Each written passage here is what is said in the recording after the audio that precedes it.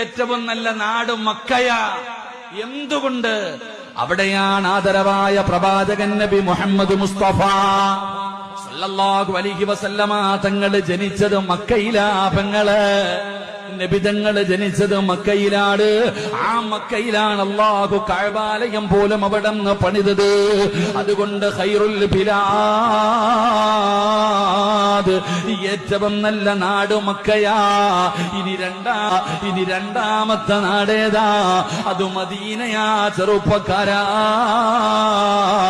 എന്തുകൊണ്ടെന്നറിയോ?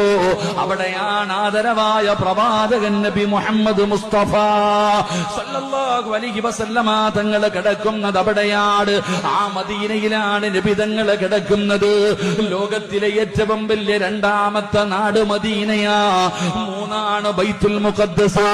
എന്റെ പ്രിയപ്പെട്ടവരെ, അപ്പ നബി തങ്ങൾ മക്കയിൽ ജനിച്ചപ്പോ മക്ക നല്ല നാടായി. നബി തങ്ങളുടെ റൗള മദീനയിലാണ്. അതുകൊണ്ട് ലോകത്തെ ഏറ്റവും നല്ല രണ്ടാമത്തെ നാട് മദീനയായി.